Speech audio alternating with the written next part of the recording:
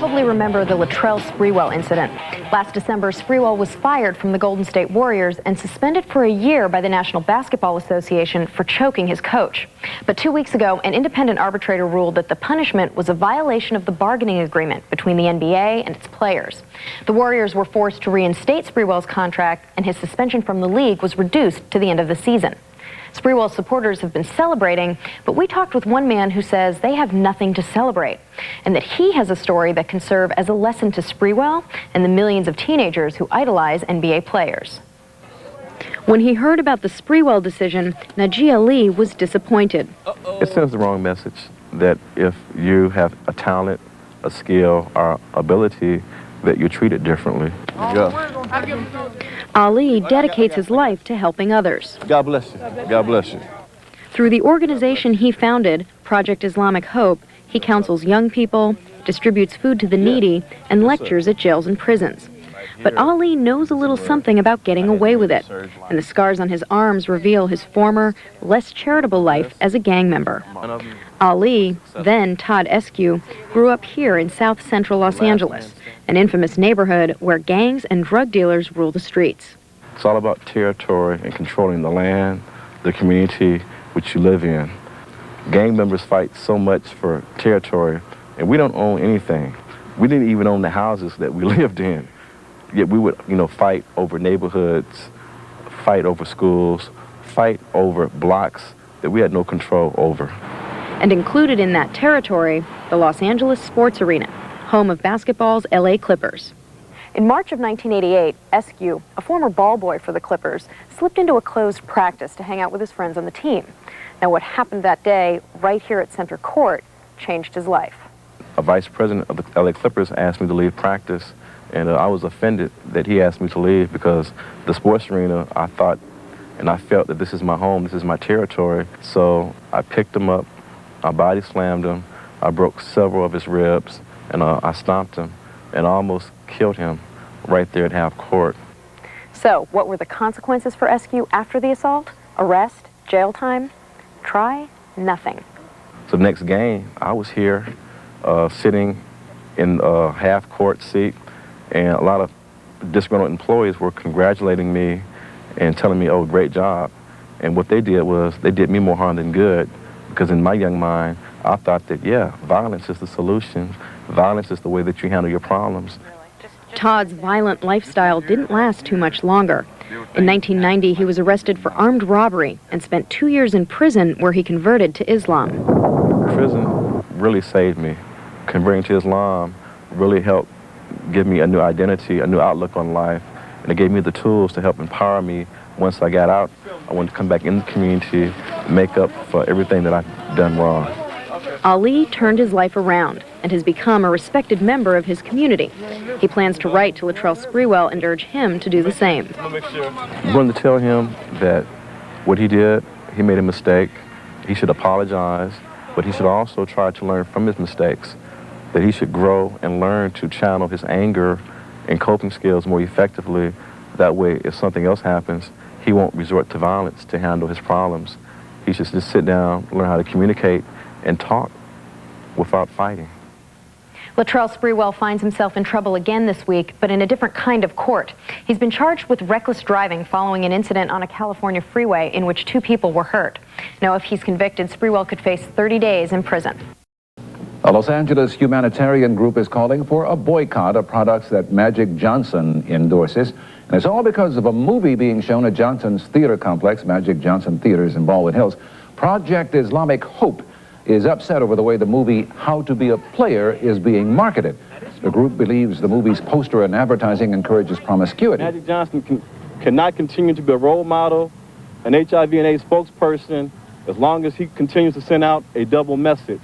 Anyone that can promote and market a film in this theater called How to Be a Player sends a message out to the youth of how to be HIV positive. A spokesman for Magic Johnson Enterprises did not return calls from KTLA. Now, LA's first local news in prime time. Prime 9 News at 8. A move is underway in Los Angeles to give young people an opportunity to trade violence for hope.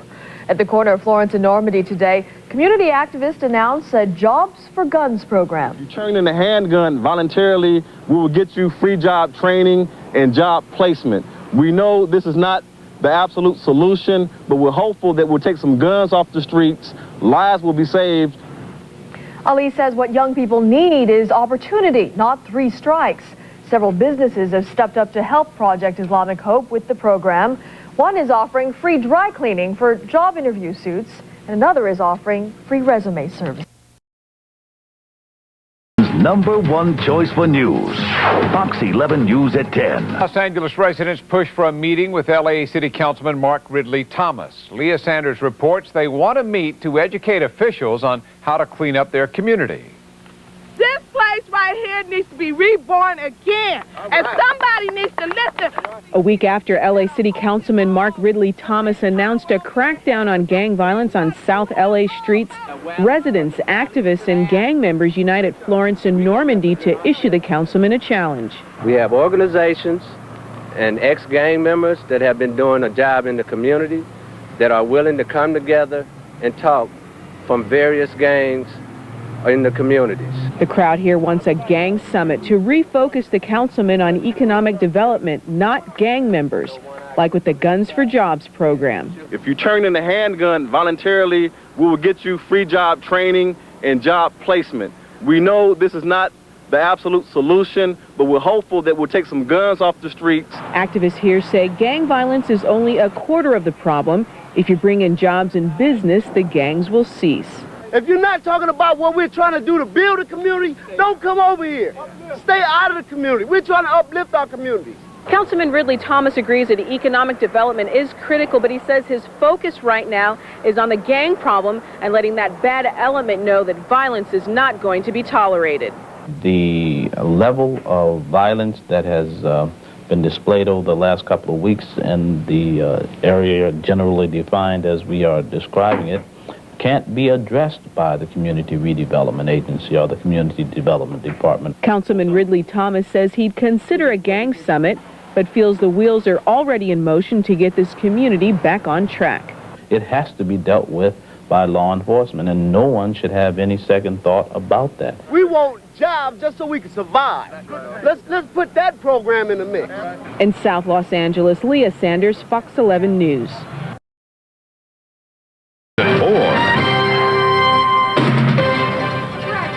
I was clearing my throat. This clay animated TV show by Eddie Murphy hasn't even hit the airwaves yet, but it's already under attack.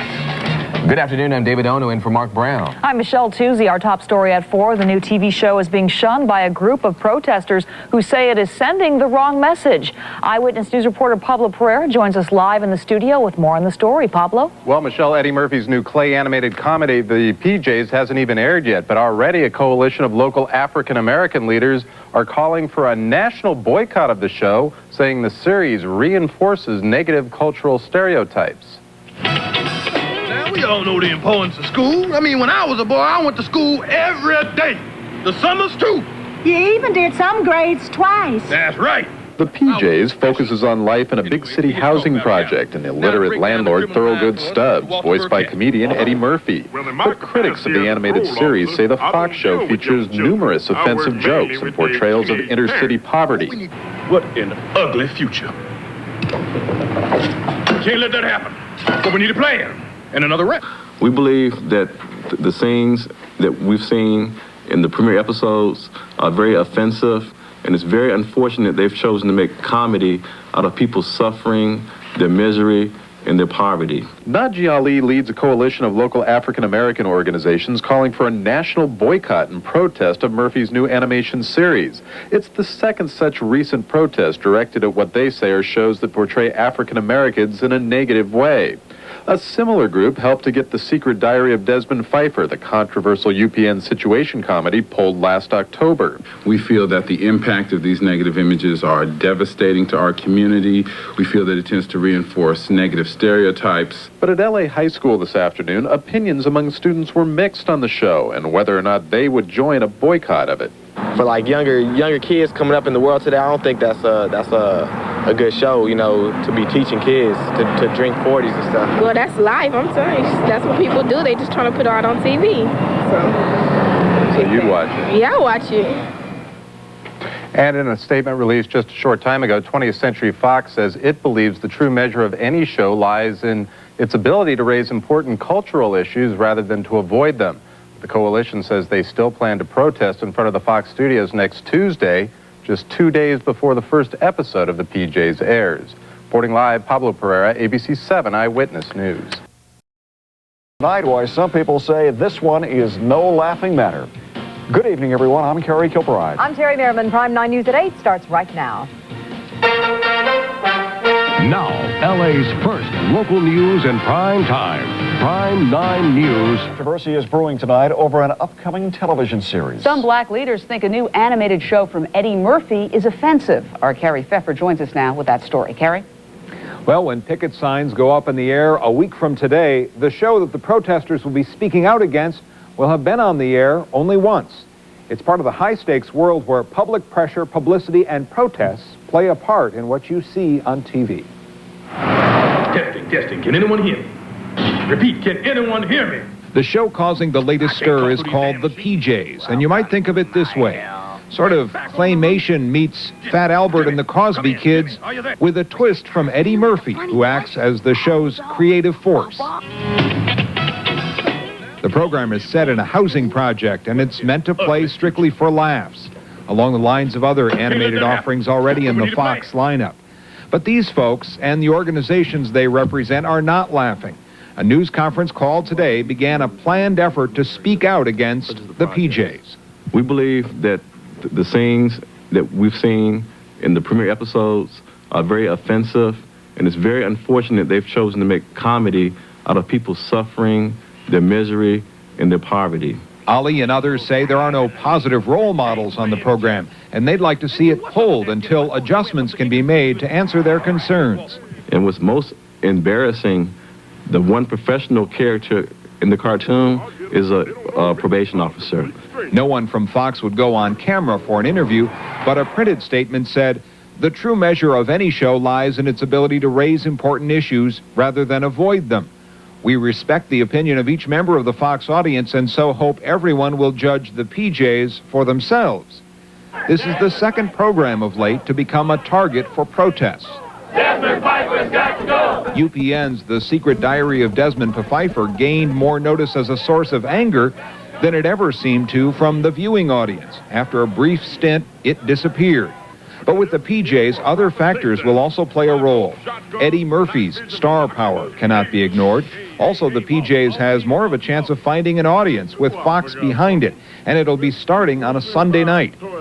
But it will also come down to what audience members consider funny. The premiere episode deals with concern about two neighborhood kids who may be skipping school. But no one will confuse this with a public service announcement. I mean, when I was a boy, I went to school every day. The summers, too.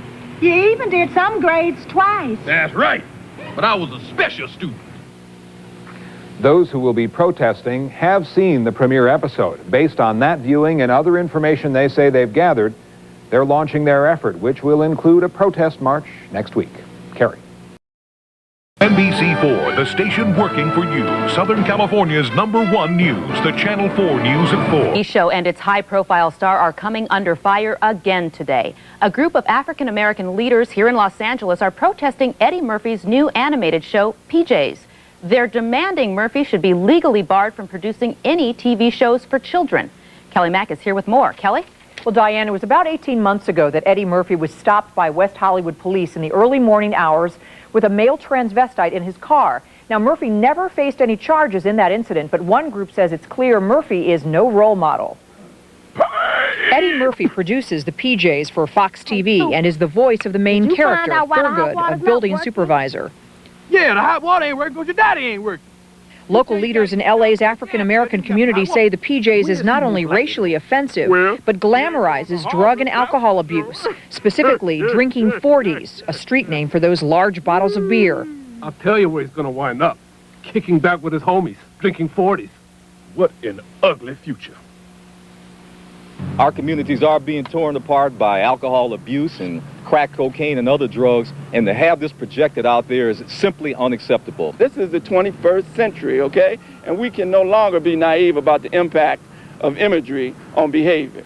And despite the fact that Eddie Murphy was never charged with wrongdoing in that transvestite incident, some African-American leaders say the star should not be allowed any involvement in TV shows that could appeal to children. So I'm asking that the California state legislators maybe take a look at proposing a law if any entertainer is convicted of a sexually lewd act, that they cannot be allowed to be involved in projects that young people will watch and be entertained by. The response today by publicists for both Fox and Eddie Murphy, quote, no comment. Meanwhile, the community leaders say that they plan to pressure sponsors of the PJs to pull their support from the Sunday night show. Chuck, back to you. Sharon, in Leimert Park, there was a protest by residents over the behavior of a new shop owner. Teresa Estacio spoke to some of the protesters who are claiming they're being treated unfairly. Shut them down! Shut them down! Shut them down! This vocal group of residents say that they have had enough. They want the owner of this shop, New Star Beauty Supply, to close its doors for good and move out of town. Why? They believe the owner discriminates against blacks, especially African-American women. I've been here 3 years. He walked up to me and said, hey. He doesn't knows my name, but he doesn't respect me as an individual or a woman. Julie Hassan leases office space from New Star Beauty Supply owner Samil Kim. This past week, she says Kim told her that he was terminating her lease. Her lease was terminated by Mr. Kim. It was not renewed. It wasn't renewed because Julie is an advocate for African-American employees in this community, and we feel like she was the target of really a sneaky-handed attack not to renew her lease because she's an advocate for the people. Najee Ali organized this protest. He is upset because he believes Mr. Kim fails to support black businesses in Leimert Park. Customers say that this whole issue is unfortunate. It's actually ridiculous. This does not make sense. All the trouble that she have went through, redid what she's doing, the rate that he's charging, and then for the patrons, we would have to relocate. And I just don't understand it. We tried to get a hold of Mr. Kim, but his clerks told us that he was unavailable for comment. Ma'am, do you know how to get a hold of Mr. Kim? Attempts to contact Mr. Kim were unsuccessful. A police officer came by checking out the protest. No arrests were made, and the clerks quickly closed up shop for the day. In Leimert Park, Teresa Estacio, KTLA News. This is KTLA News at 10. Community leaders tonight are rallying support for Kevin Murray, a state assemblyman who claims he was pulled over by Beverly Hills police because he's black. Since last week's incident, authorities have stated the assemblyman was stopped because his Corvette didn't have a front license plate. But Murray is not convinced. He says it's racism. Supporters are more blunt. How he got treated was inappropriate. It was wrong. And we feel that as African Americans, we can no longer let this racism, this way our black people are treated in this country, continue to happen. Murray has not filed an official complaint against the Beverly Hills Police Department, and calls to his office by city officials have gone unanswered. The Beverly Hills Police Department, meanwhile, says conducting an internal investigation to determine whether there was any wrongdoing is right now underway. One choice for news. Fox 11 News at 10. A community here at home is united in anger tonight over something they say happens all the time. Last week on primary night, Beverly Hills police pulled over Assemblyman Kevin Murray on his way to a victory party. Black leaders say some Beverly Hills police single out African Americans for what they say is no reason. Not because he was a Democrat, not because he was Republican, not because he was a Christian or a Muslim. He was pulled over because he was a black man at the right place at the wrong time.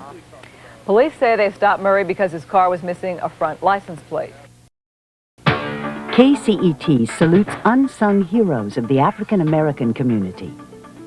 I'm Najee Ali, Director of Project Islamic Hope. And what we do is we fight for the people. We do what's best for the community, regardless of public opinion. Teresa Iverson was a 7-year-old little girl from Los Angeles who was kidnapped, raped, and murdered in a Nevada casino. What we did was bring together a group that transcended racial and religious boundaries to unite for justice. But more importantly, we were successful in getting a law passed in the memory of Teresa Iverson. It's the first law in this country named after an African-American child. HOPE stands for Helping Oppressed People Everywhere, so it's not about race or religion. Islamic Hope is about the people of Los Angeles.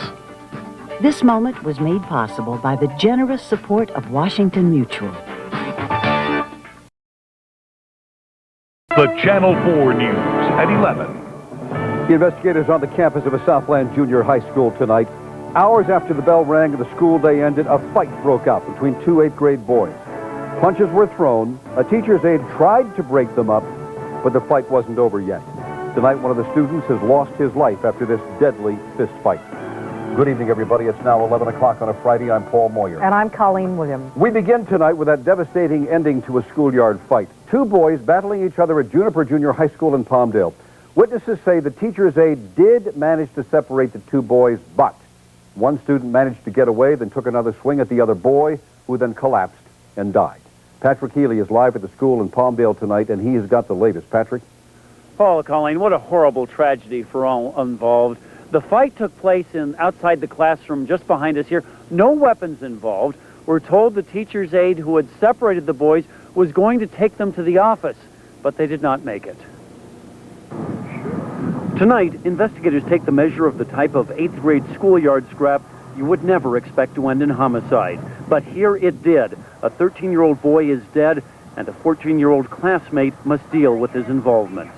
It was an unfortunate thing, and I feel extremely sorry for both families. The boy who died was African American, the other Anglo, but authorities are convinced race was not a factor. Two youngsters that got into a fight over some insignificant reason, and unfortunately some tragic results. It happened on the campus of Palmdale's Juniper Intermediate School after the day's last class. The boys' argument became more heated in the hallway outside. The superintendent told us the teacher's aide separated the boys. So they were walking with the classroom aide? And it broke out again, huh? And it broke out again. This parent told us her son Jesse witnessed the altercation. Oh yeah, he's devastated over it. He said that was my friend. Jesse said another student was still holding back the boy he knew as Stefan when the teacher's aide released her hold on the 14-year-old. Other boy, the teacher had let him go, and he ran at him and socked him right here, and then his eyes started flipping, and he fell on his face. Not a drop of blood had been spilled, but the boy on the ground lost consciousness. Paramedics took him to Antelope Valley Hospital, where he was declared dead. A coroner's autopsy will try to determine why the outcome proved to be fatal. What consequences the 14-year-old will face are uncertain. He is described as upset and sorry, and detectives don't think he ever imagined it would end this way. Reporting live from Palmdale, Patrick Healy, Channel 4 News. Palmdale school superintendent called it a tragic accident, but Corson's brother and a group of activists don't accept that. Cannot be an accident anytime you run over and hit someone in their temple, causing them to die. That's intentional. I hope that what happened on Friday will be a wake-up call. A parents' meeting, extra sheriff's deputies, and psychologists on campus, all measures taken by Juniper Intermediate School in part to alleviate parents' concern about school violence and racial tension, the latter apparently not a factor in the fight. Like any other place where you put 1,100 people, there are going to be disagreements, and every once in a while those disagreements get out of hand. We are not out here to play the race card. The fact that the other student that beat Stefan to death was white, the fact that Stefan was black should not really play a part in why we're out here. No indication so far that there'll be any type of criminal prosecution, but the 14-year-old boy has been suspended until a hearing can be determined whether he will be expelled. Reporting live from Palmdale, Ted Chen, Channel 4 News. Chuck and Michelle, back to you. Parents are awaiting the results of a coroner's report. Eyewitness News reporter Gary Gabrielle is live in Palmdale now with more for us. Gary? Michelle, there were a number of sheriff's deputies on campus here at Juniper Junior High School in Palmdale today. They were here because of heightened tensions on campus and in this community following a fist fight Friday between two students. A fist fight which left one of those students dead. The death of 13-year-old Stephen Corson at a Palmdale middle school has sparked outrage among parents and community activists. Corson died after a fist fight Friday afternoon with another student. Witnesses say the older student struck Corson on the side of the head. He fell to the ground, began convulsing, and almost immediately had no pulse. while the specific cause of his death will not be revealed until a coroner's investigation is complete. Community leaders are demanding that the other student involved in the fight be expelled. We are not out here to play the race card. The fact that the other student that beat Stephan to death was white, the fact that Stephan was black, should not really play a part in why we're out here. We're out here because we want justice. Why was the student not expelled immediately? We do not expel any student immediately. What we do is suspend for 5 days when there's a violent altercation, do the investigation, and then there's a recommendation that comes from the school to an administrative panel. But during that whole process, the student is not on school campus. Activists say there are parallels with the case in Decatur, Illinois recently, in which 7 black high school students involved in a fistfight were expelled, while no white students were expelled. Corson was black, the other student involved in the fight was white. And while it's not clear what prompted the fight, and school officials say race was not an issue, some students we talked with today say there is racism on the Palmdale campus. Sometimes you can just hear them, you can overhear it, they're just talking about white power and all that. But there's no evidence, in your opinion, that this fight was racially motivated? No. It may be weeks before the autopsy report from the LA County Coroner's Office is released. In the meantime, the criminal investigation continues into this case, and the other student involved in Friday's fight remains on suspension. Reporting live from Palmdale, Gary Gabriel, ABC 7 Eyewitness News. Schoolyard fist fight that killed a black student. John Soderman has the latest for us. What was it like in school today? Was it tense? It was very sad, especially at lunch, because we didn't have him around to hang out with. A tough Monday for 7th grader Addie Guzman. On Friday, she witnessed the fist fight that claimed the life of her friend, 13-year-old Stefan Corson. And then when I get home, I hear that my friend died. Violence is not the answer. But Addie and other traumatized students here are getting some emotional support from Najee Ali of Project Islamic Help. While deputies say they're not done putting their case together, Ali is demanding the student responsible for Stefan's death be criminally prosecuted and immediately expelled. This is where that young student died on Friday. It was a racially mixed incident, but today Najee Ali and his group said they will not stoke the fires of racism. Yet Ali makes comparisons to the recent incident in Decatur, Illinois, an incident where 6 black students were expelled for 2 years, although no one was seriously injured. Yet in this situation, a student can really fight someone, kill another student, and just be suspended. School officials say they're still looking at the facts before or if they decide to take further action. Addie's family, meantime, says they'll be here to escort their daughter to and from classes until things calm down at this intermediate school. In Palmdale, John Soderman, UPN News 13. Now, the family of the dead child wants it investigated as a racial issue. My son is dead. The ground didn't do it. He was killed. The mother of 13-year-old Stephan Corson wants the district attorney to reopen the case. At least 3 students indicated that the attack on Stephan, the boy that died, took place as he was en route to the school bus. Teachers at Juniper Intermediate School in Palmdale tell a different story. They say the blow which fatally knocked Corson to the ground came as a teacher was separating the pair. If the teacher was standing in between 2 kids, one kid reached around, hit the other one, then the other kid reached around and hit the other kid. How did my son fall to the ground and hit whatever the DA is trying to say he hit? A civil rights leader also wants the U.S. attorney to investigate. He says 2 student witnesses claim the white boy made a racial slur before the fight with Stephan Corson. I went out there and spoke to some students myself, and what they told me was the reason why Stefan started the fight was that he was provoked by the other student using the N-word. The reason Stephan engaged in the fight in the first place is that the N-word was used. Now, that issue has not been addressed by the district attorney, but it certainly would explain a kid who had a good record, who has no history of fighting, who would be combustible in that manner. The mother filed a $10 million wrongful death lawsuit against the Palmdale School District. Reporting live in the newsroom, I'm Linda Breakstone, CBS 2 News. Police shooting 1 year ago. Dilva Henry has the very latest. was definitely not business as usual at Claremont City Hall. I'm in charge of City Hall today, okay? Activist Najee Ali was one of a handful of protesters who carried out acts of civil disobedience at City Hall. It's all to protest the police shooting death of Irvin Landrum Jr. Keep fighting! Keep fighting for justice! Before their arrests, protesters gathered outside to discuss Landrum's death. He was shot by Claremont police last year during a traffic stop. Police supporters also showed up at today's rally. Irvin was responsible for his own death. There's no way that he wasn't.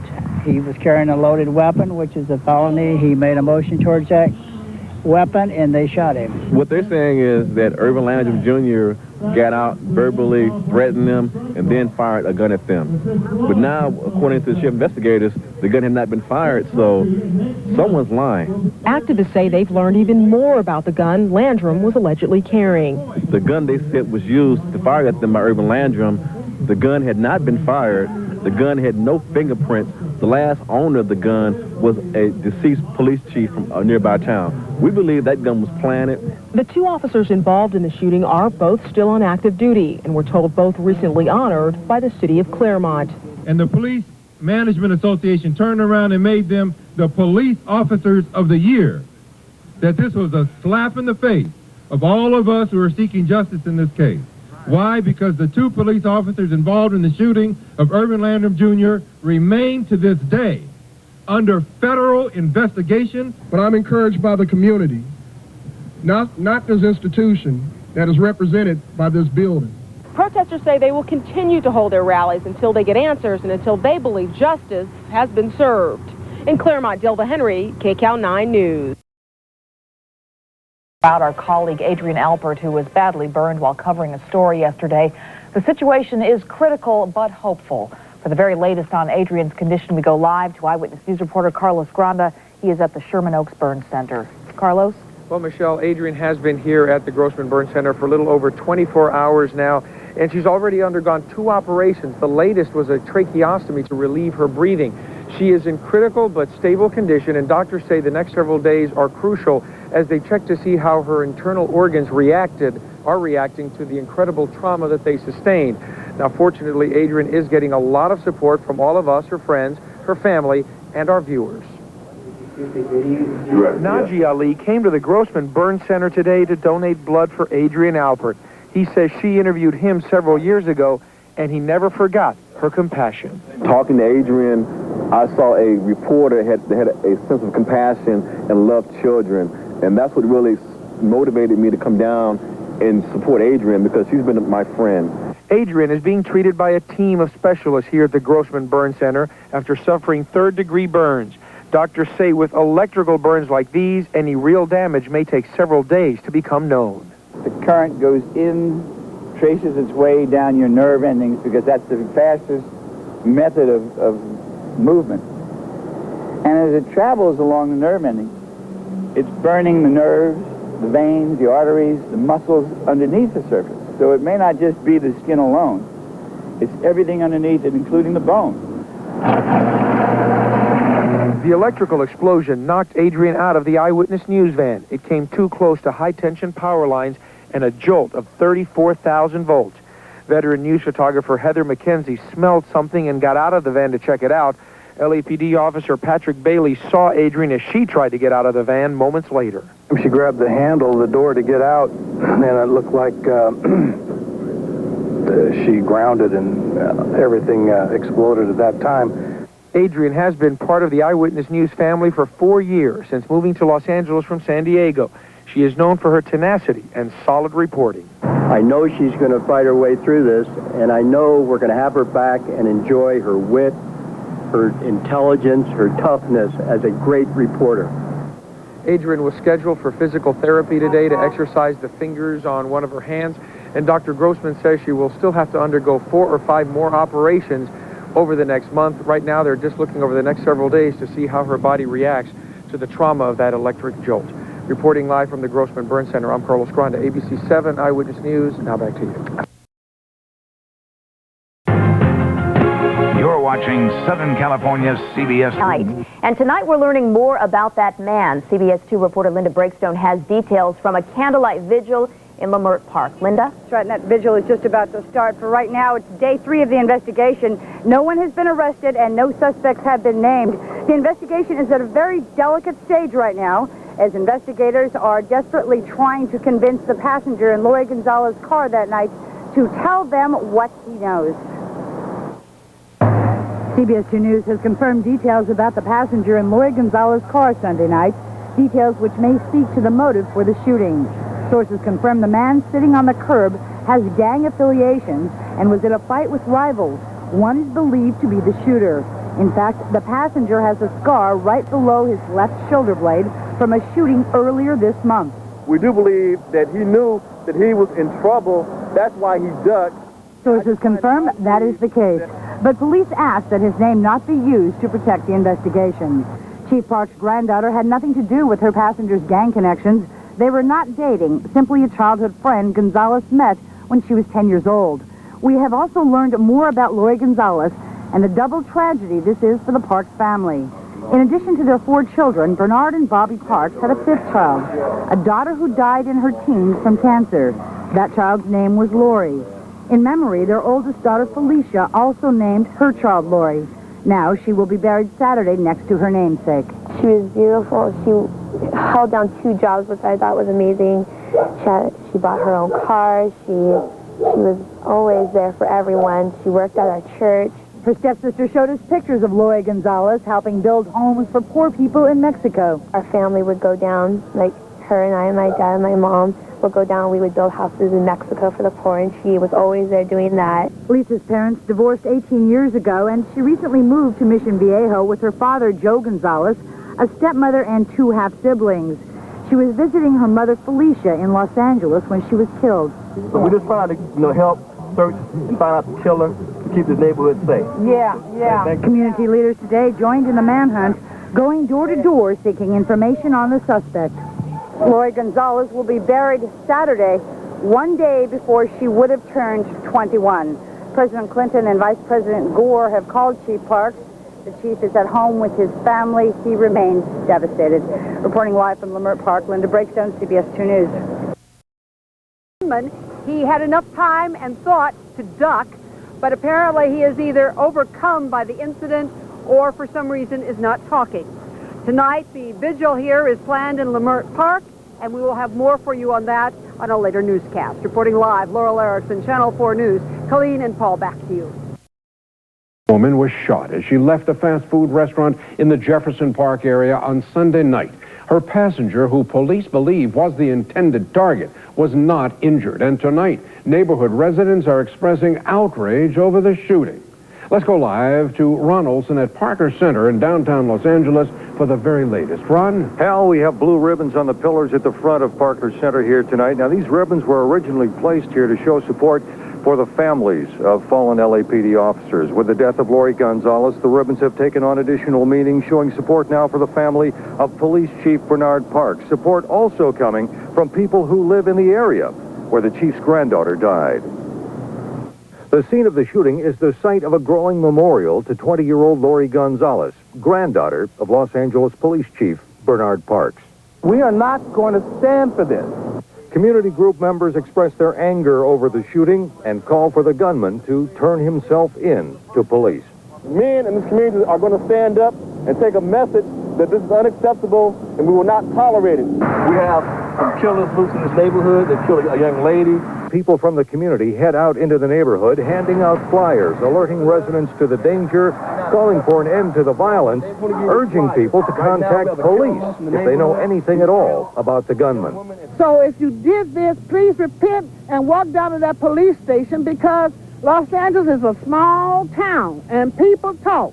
And when people talk here, it gets right back to the person who it needs to be to. And in the Leimert Park area, the Congress of Racial Equality also calls for an end to the violence and for the gunman to surrender to police. Because we can all live together, happily, as human beings, all perish together as fools. And that is some of what's being said tonight as the investigation into the death of Lori Gonzalez continues. That's a live report from Parker Center in downtown Los Angeles. Back to you.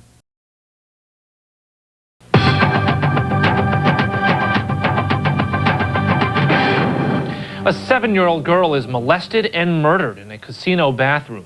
Her alleged killer caught on a surveillance videotape. As horrifying as the story is, it may not be the most outrageous element of the case.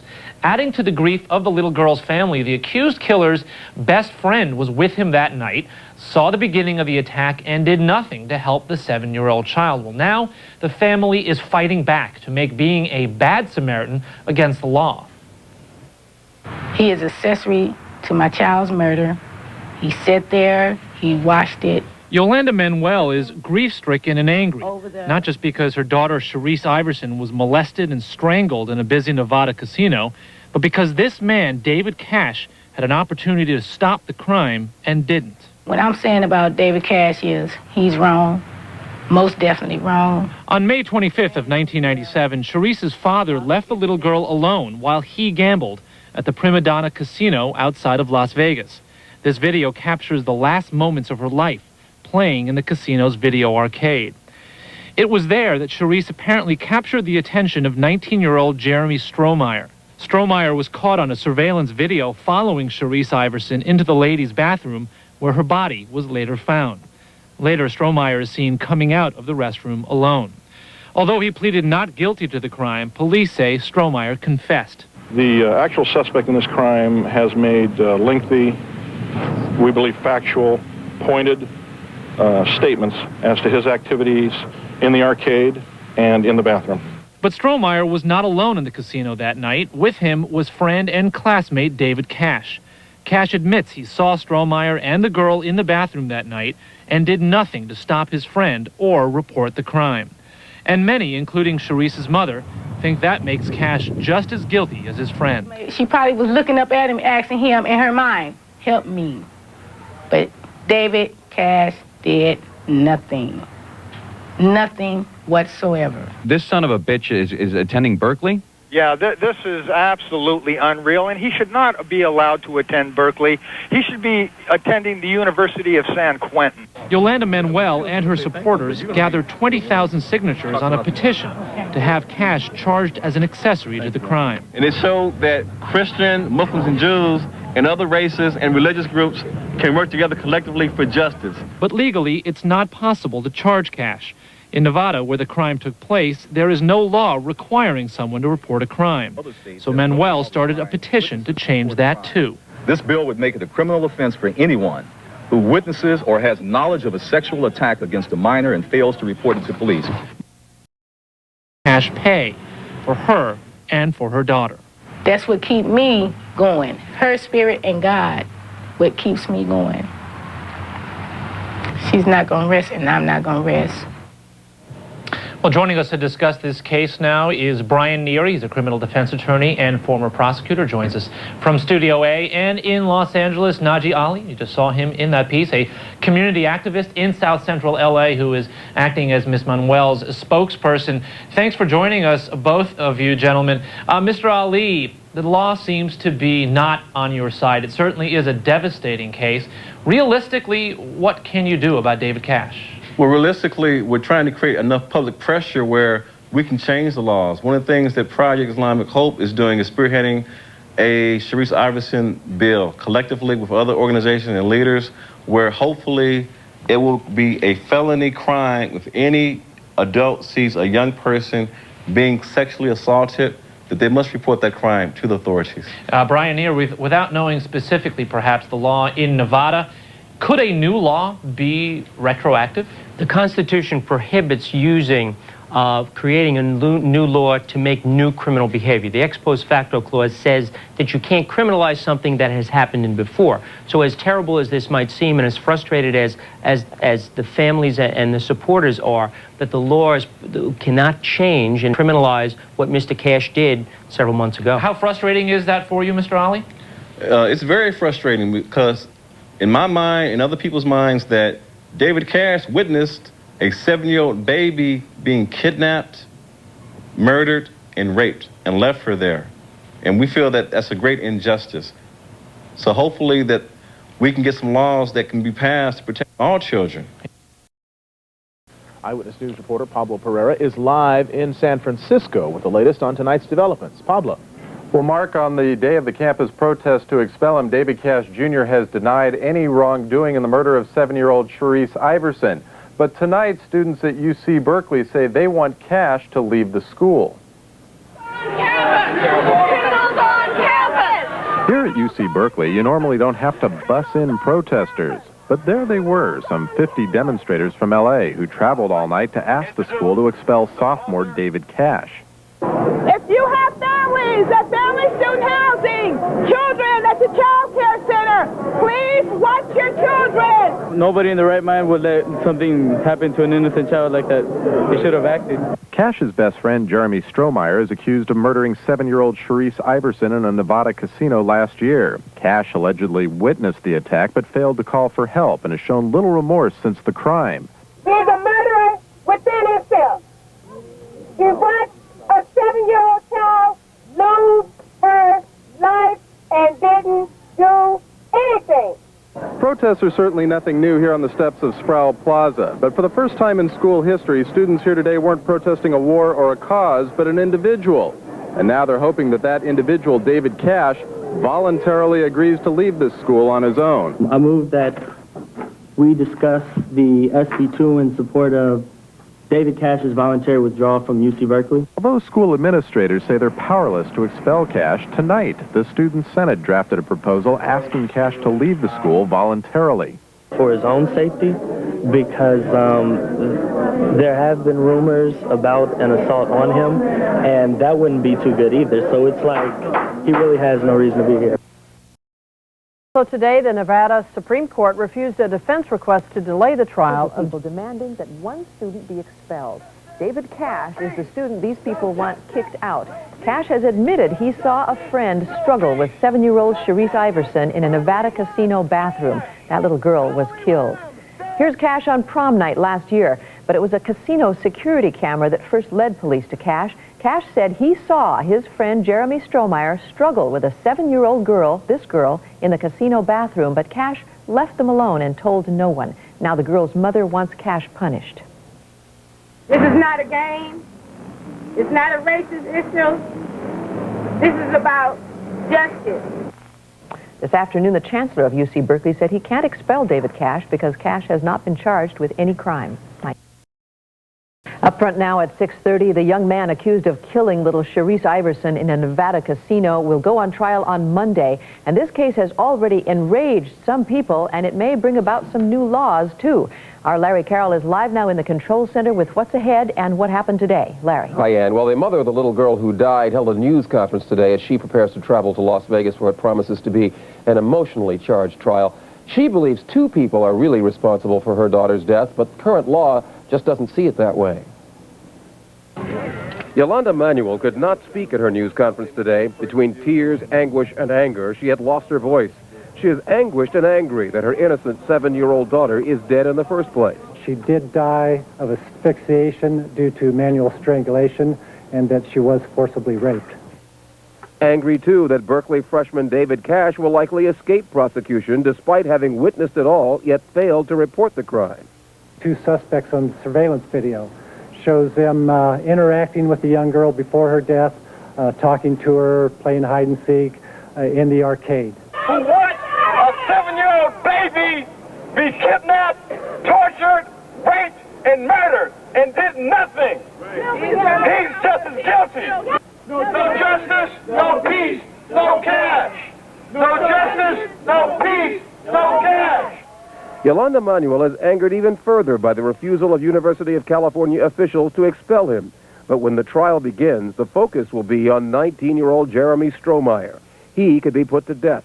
And despite his not guilty plea, his own confession is among the strongest evidence against him.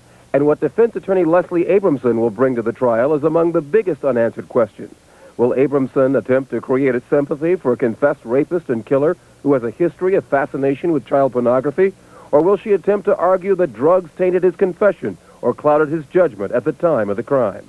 Well, that trial begins in Las Vegas on Monday. Now, meantime, a Nevada legislator has introduced the Sharice Iverson Memorial Bill, which would make it a crime to witness a sexual assault, do nothing, and not report it.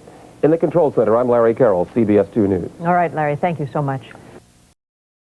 She was improperly detained after protesting at UC Berkeley. She's demanding an apology. Peter Thorne explains.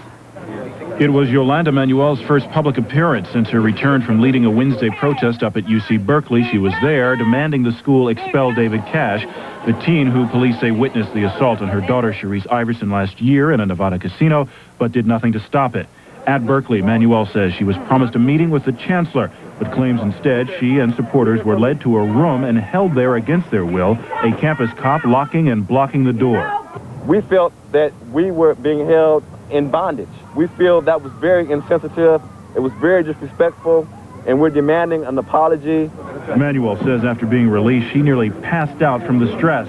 Today, supporters spoke in Manuel's place. She's suffering from a throat ailment. We must be treated with dignity, here or anywhere that we go. Representatives of UC Berkeley tell UPA News 13 that Yolanda Manuel's allegations of mistreatment are without foundation.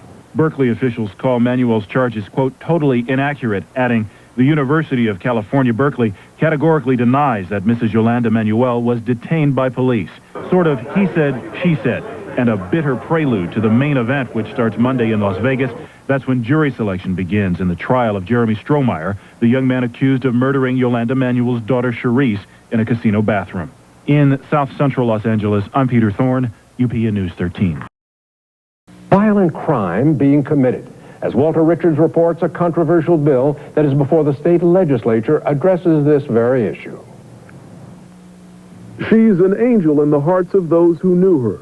Now, 2 years after her murder, Cherise Iverson is the symbol of a movement that would punish people like David Cash. Cash is a friend of Jeremy Strohmeyer. The two were together the day Strohmeyer followed Cherise into a Nevada casino bathroom and sexually assaulted and strangled her. Cash has come under criticism for failure to stop the attack and report it. Everyone has the right to mind their own business. Our argument is you can't legislate morality, ethics, or courage, but hopefully we can legislate some accountability for protecting children that are too young to defend or protect themselves. The legislation backed by Senator Tom Hayden is called the Cherise Iverson Child Protection Act, Senate Bill 80. It requires witnesses to crimes against children 14 or younger to immediately notify authorities. Failure to do so is a misdemeanor punishable by 6 months in jail. All of us need to do the right thing, whether jail is over us or not. But a privileged young man like Cash, yes, 6 months in jail would be horrific for him. Similar bills are in the works in a few other states, and Congress is considering a federal law. Most important to those fighting for Cherise Iverson is that the David Cashes of the world take responsibility. Senate Bill 80 comes up for debate next week before the Committee on Public Safety. And once again, the sad memory of a murdered little girl will trigger emotions. In Los Angeles, Walter Richards, KTLA News. Lena, the makeshift memorial for Margaret Mitchell still stands on this corner. The flowers, the candles continue to build. Right now, people are gathering for a candlelight vigil. I'll step aside so you can take a closer look. One in a series of vigils. They expect to have a vigil here every night through Thursday night. These vigils, as much about expressing outrage as they are about mourning. Maybe one white person that got killed by the police, like pushing a cart. Haven't they heard your story? No, I'm just... Anger is still in the air in the spot where a homeless woman was shot by police. Those outraged by Margaret Mitchell's death have returned to La Brea and Forth this day to announce the Justice Department is now looking into the incident. I think what the Justice Department realizes is even with the Los Angeles Police Department conducting this investigation, which they are conducting, no matter what happens, that's not enough. The police department has preliminarily concluded the officers that stopped Mitchell to question her about her shopping cart earlier this month acted in self-defense. According to the officers and witnesses, she threatened to kill them and lunged at one officer with this screwdriver. I think these officers basically were confronted with a set of circumstances. They did what they thought was right. The Justice for Margaret Mitchell Coalition doesn't agree with this preliminary finding. They say they found witnesses who contradict the officer's account. We're assured the names of these witnesses will be given to the Justice Department. They're going to testify that Ms. Mitchell was not a threat. In fact, she was trying to leave the scene and was trying to get away. This day, while most of the visitors to Mitchell's makeshift memorial were criticizing the police department, at least one woman was defending it. Linda Lockwood is on the Community Police Advisory Board. This kind of uproar always happens where we jump at the police throat and we accuse them before we want to understand it, before we look at all the set of the facts. we want to make it a racial issue when sometimes it just isn't a racial issue. A homeless man who watched all of today's activity from a distance, a man who considered Mitchell a good friend, tells us too many people have attached themselves to this tragedy for their own interests. He says too many people have lost sight of what really matters. We're talking about a woman that lost her life over some bull crap. Back out now live at this memorial. In all fairness, the police department has not yet finished its investigation into this officer-involved shooting, and it isn't as if the department is ignoring this outrage. Just the other day, Chief Bernard Parks met with some of the people most upset and talked with them about their concerns. In the Wilshire District, I'm Craig Gropper, Prime 9 News. The Justice for Margaret Mitchell Coalition held a news conference today at the site where police shot Mitchell in La Brea. Officers say she lunged at them with a screwdriver. The group says a list of witnesses will be turned over to the U.S. Department of Justice. Those two witnesses I spoke to feel that they have a better chance of speaking to the Justice Department, being treated better, and not being the victim of retaliation in any type of form from the Los Angeles Police Department. Los Angeles Police Chief Bernard Parks met with activists last Friday to discuss officer training and dealing with the mentally ill like Mrs. Mitchell. Shooting of a homeless woman says there are witnesses now willing to testify against police. Margaret Mitchell was shot last week at La Brea and 4th when she allegedly threatened a bicycle cop with a screwdriver. Today at the scene of the shooting, a coalition seeking justice announced they have witnesses ready to talk to the Justice Department. This morning, I've spoken to an eyewitness, and he's agreed to give me his name, and he's allowed me to use his name in contacting the Justice Department. He's very interested in speaking to the Justice Department because he does not trust the Los Angeles Police Department. The FBI, LA Police Commission, and the LAPD are all investigating the controversial shooting. They're outraged over Chief Bernard Parks' response to the police shooting of a homeless woman. John Soderman explains. They killed her. It's just like they're covering it up. You know, she was a human being, even though she was homeless. A combination of tears and tirades, all in response to a published report that LAPD officers did not violate any department policies in the shooting death of 54-year-old Margaret Mitchell. As a result, these people are calling for the resignation of Police Chief Bernard Parks. He has insulted everyone's intelligence. Police say Mitchell was shot after she lunged at officers with a screwdriver. The incident prompted by the officers' attempts to determine whether the 102-pound woman was in possession of a stolen shopping cart. But according to an attorney for Mitchell's family, witnesses tell a different story. You know what they say? They said that Margaret Mitchell was running away from these officers. But today's emotional news conference wasn't the result of anything that came from the LAPD, but instead today's LA Times. It says the officer who shot Margaret Mitchell here at 4th and La Brea may have used faulty tactics, but he did not violate any department policy. And this is one of the reasons why we have riots, why we have uprisings. You used the word riot. It's pretty strong language. Yes, I'm not hoping there is a riot. I'm not trying to encourage people to riot. I'm non-violent. I want peace. But I'm trying to show why riots do happen because of this type of injustice. LAPD officials said they had no response to this news conference, nor to calls for the chief's resignation. John Soderman, UPN News 13. In policy, that's the conclusion, says the LA Times, of the police chief's review of the controversial shooting death of Margaret Mitchell by an LAPD officer. The lawyer representing her family is livid. Chief Parks, in my opinion, should quit right now. Right now. He's an embarrassment. The LAPD confirms the department's review is complete, but won't comment on details because first it has to be studied by the police commission. But if the leak is correct, Chief Parks concludes that while the shooting was in policy, the officer who fired the fatal round, Edward Larrigan, may still have used faulty tactics and may be disciplined. He has insulted everyone's intelligence, and it makes me sick. The biggest point of contention, the police say the 5'1", 104-pound woman lunged at the two officers with a screwdriver. But Terrell says two witnesses claim the homeless woman with a history of mental problems was running away. Obviously, a lot of things are wrong with the policies and the procedures of the Los Angeles Police Department, and the Mitchell shooting is a classic case of that. The shooting of Margaret Mitchell here at La Brea and 4th is still under active review by the LADA's office and the U.S. Attorney's office, but no word from either agency on when they expect their investigations to be complete. In Los Angeles, Aidan Pickering, Fox 11 News. Not guilty in the first Rodney King trial, Los Angeles exploding in rage and frustration, causing hundreds of millions of dollars of damage and some very deep racial scars. But now, there was a celebration today of the spiritual as well as the material rebuilding that's...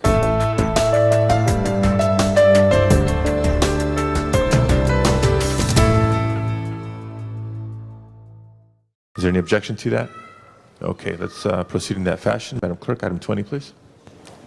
Item number 20 is a continued Transportation Committee report, Malcolm X Square. Okay, public hearing has been held on this item. A motion from the floor will be required to reopen the public hearing. Ms. Perry, you called item 20 special. Yes, please. Thank you very much, Mr. Chair and Mr. President. And I'd like to just open my remarks by recognizing the presence of Ms. Shabazz, the eldest daughter of Malcolm X, here with us today, and would ask her to say a few words before we close. This is an effort to remember the contributions of Malcolm X, an internationally known activist who fought for justice for those who did not have it in America. He was a gifted and visionary leader and promoted his vision of self-respect and personal empowerment to African Americans during the turbulent 1960s. As a result of a pilgrimage he took to Mecca in April 1964, his views evolved and he then acknowledged his vision of the possibility of world brotherhood. And it is this message, the possibility of world brotherhood, that we honor here today. My motion before you proposes to ceremonially designate the intersections of Central Avenue and Martin Luther King Boulevard as Malcolm X Way. This proposed intersection in the 9th Council District is in front of the Bilal Islamic Center, a religious institution and school, and will serve as an appropriate symbolic tribute to a leader who lost his life serving humanity. 2 public hearings were held on this issue, one in committee and the other on September 9th. And if we have cards, it would be appropriate to have people speak now or ask Ms. Shabazz to the center podium, if that's okay. Okay, Mr. Ludlow? If I could hold my comments, I'd like Ms. Perry to allow Ms. Shabazz to speak first, if that's okay with you. Okay, if she'd like to come forward at this time.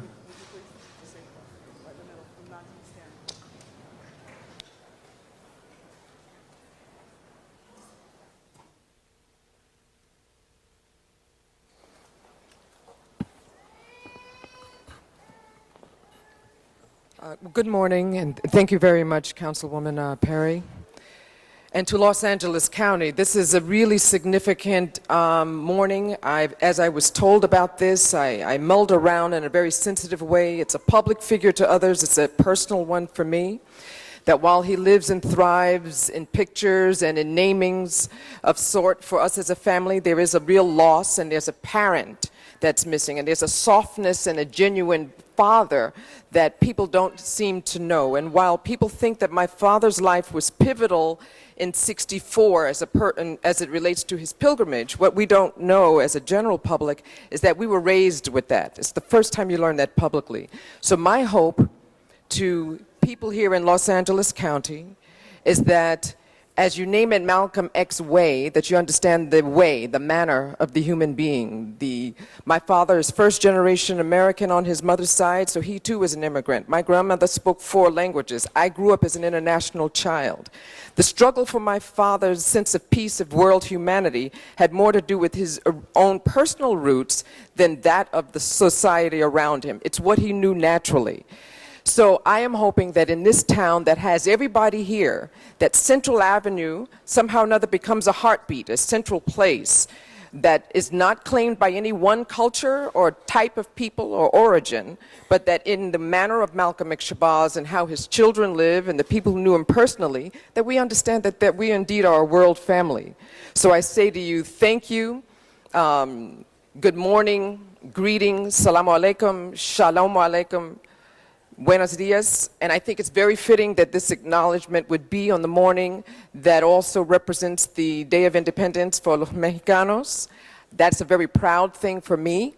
If my father were here physically, he would say something to you. I am grinning on his behalf. My parents, both who are gone, my grandparents before them raised their children, and the grandparents before them. We were naturally 7 generations thus far marked as social servants, human philanthropists.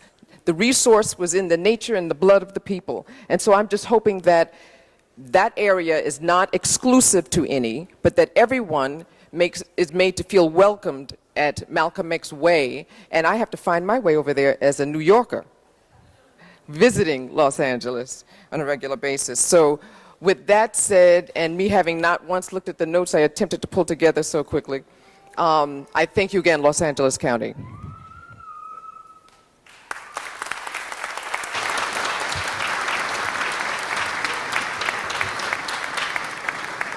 Mr. Dudlow. First of all, Ms. Shabazz, it's a real pleasure and an honor to have you here this morning, and your eloquent words are much appreciated. It's my understanding that this is still the only major city in the country that doesn't have a monument or some type of public tribute to honor your father. And I think you're exactly right. It is a fitting day. It's a fitting time when we talk about celebrating what it means to be an American, what it means to be a champion of human rights. And your father is one of the individuals that I think will forever stand out in American history as a great American, as a great patriot, and somebody that has always fought for the rights of workers, always fought for a sense of human dignity. The United States Postal Service has honored your father with a stamp. The nation's capital, Washington, D.C., has honored your father with a street and many other monuments. Chicago, New York City, Atlanta, the list is endless. And I think it would be a small token of our gratitude and a small way of saying thank you to your father and continue to keep his legacy alive by taking a very simple step by the city of LA, a non-controversial step in terms of streetscape.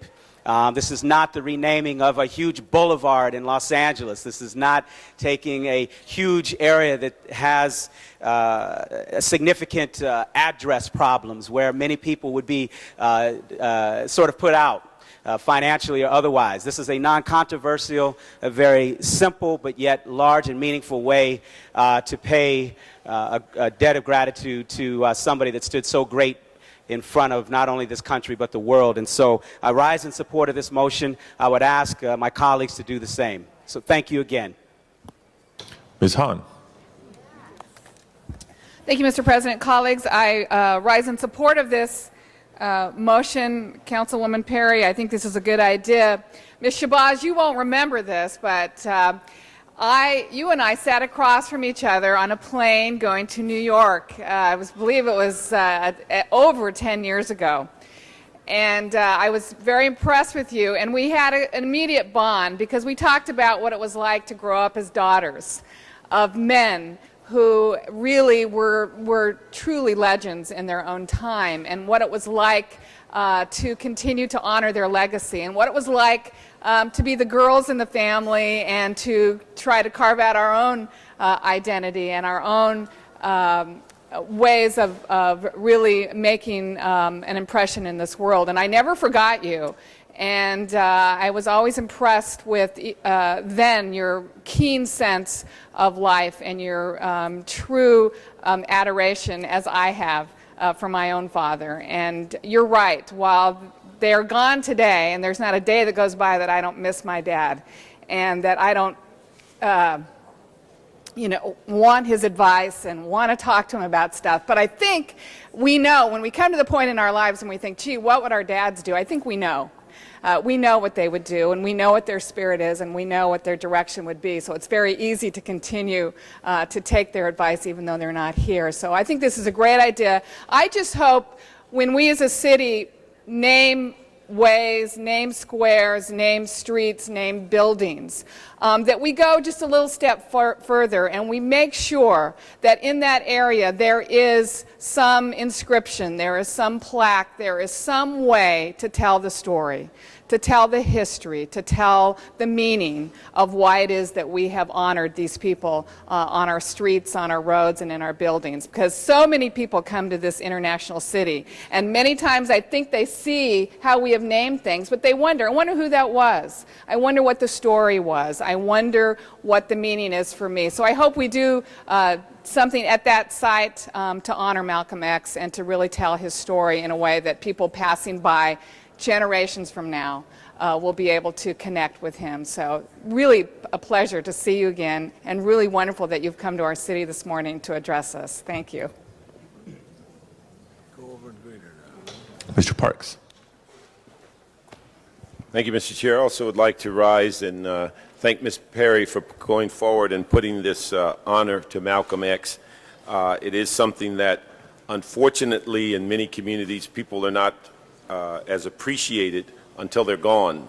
But I think that as people have seen the evolution of the story about Malcolm X, they have seen just how inclusive he was, and that often he was a victim of what we have all suffered from in some of the media attacks and defining him. But once people got an opportunity to see him as an individual and see just how a human being he was, that there's a great deal of appreciation. I think that we also saw the movie in the last several years that also identified his life and again gave a different view than most of us grew up believing.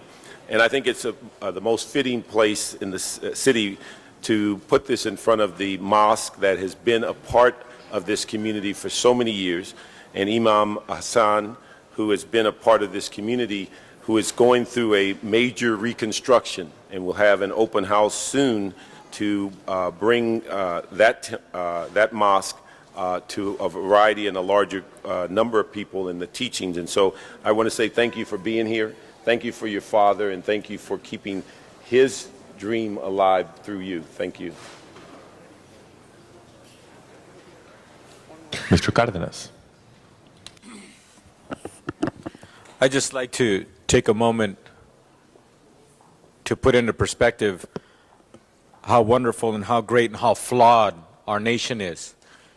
And I've had the opportunity to go to other countries in Europe and see how many monuments they have and how many commemorations they have, as they tend to be older than we are in our modern history here in this country. And today reminds me of how whatever morass we're going through of injustice or weight that is on our shoulders as a nation that we need to overcome, I thank God that there's always at least one person who rises above all of that, and in some cases usually puts his or her life on the line, puts their family at ultimate risk, and looks beyond all of that and just does the right thing. I thank God that there is always at least one individual amongst the millions of us who does that. I just hope that we move forward and create this monument, this memory of this man who stood for so much, who stood for justice, and actually was a part of setting this nation on a better course. And I think that it's only right that this great city, if we're going to be a great city, that we continue to acknowledge our flaws, we continue to acknowledge our past, and continue to acknowledge that we always have an opportunity to turn our cheek and do what is right and move a city or a nation in the right direction. So with that, I'd just like to say I think this is a wonderful day for Los Angeles to move forward in this direction and to do what is right and to mature, to look in the mirror at ourselves and mature and recognize our history and our past and recognize that we will be better today and tomorrow for the actions of individuals. Thank you. Mr. Villaraigosa. Members, you've often heard me say that I'm here today because we have a Civil Rights Act. I'm here today because there was a civil rights movement, because people died for my right to be here. And I remember as a 14-year-old boy reading the autobiography of Malcolm X. And I remember the strength of this man at a time in America when a strong African-American man was vilified. A man who stood for the idea that all of us should be measured by the content of our character, by what we contribute. A devout Muslim, a man who believed in his faith first and foremost, a man who in many ways opened up the country so that we could hear Martin Luther King, opened up the country in a way so that we could recognize that this civil rights movement, that was a very difficult time in America, was a movement that was necessary to make America all that it held itself out to be. So I thank my colleague Jan Perry for acknowledging this great American, this great father. And I may say, Ms. Shabazz, hearing you speak for those few moments, and we've shared the dais a couple of times over the years, hearing you speak with the grace and the dignity that you do says so much about your great father. Thank you so much, Ms. Perry. Ms. Perry. I'm sorry. Thank you, Mr. President. Just two quick recognitions. Number one, I wanted to thank Najee Ali, who is a tireless community advocate for bringing this issue and the importance of it to my attention and reminding me on an almost, I would say, hourly basis that I needed to pursue this with great vigor, and also to recognize someone here on behalf of his neighborhood council, Deacon Alexander, who says that he is here today on behalf of his neighborhood council, which overlays this area, that he is here to speak in support of this motion. Mr. Ludlow.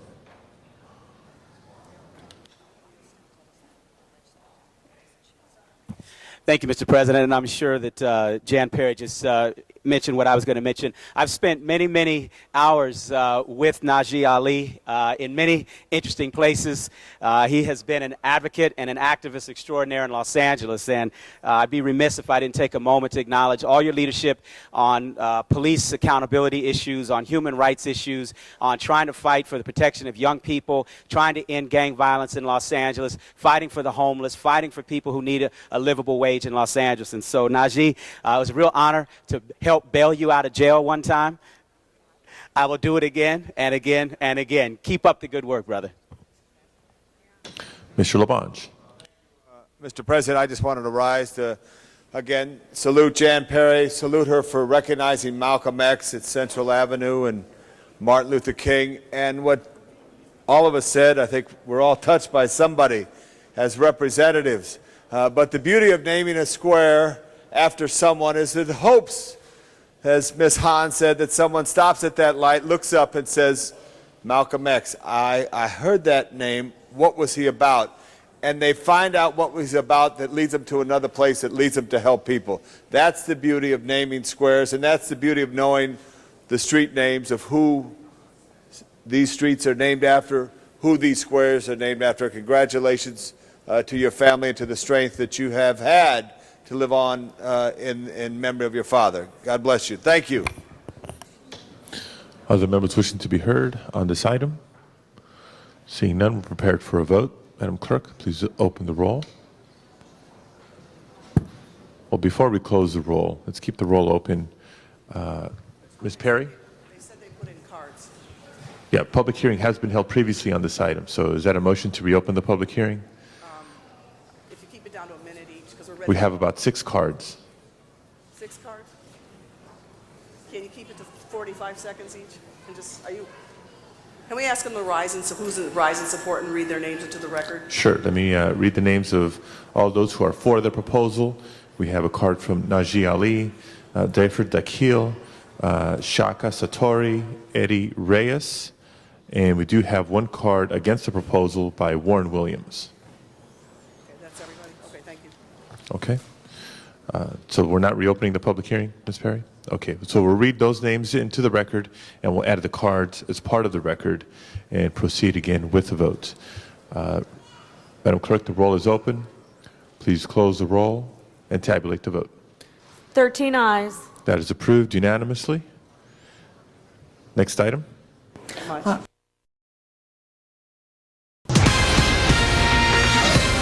Pop singer Brandy finds herself in the midst of a brewing controversy over a December 30th car accident that claimed the life of a California woman, with the LA County attorney looking to file manslaughter charges against the 27-year-old singer. Civil rights leaders have rushed to her defense, citing the lack of alcohol or drugs in the unfortunate incident. The African-American community claims the authorities are making Brandy a, quote, political trophy. Joining us now, the executive director of Project Islamic Hope, Najee Ali.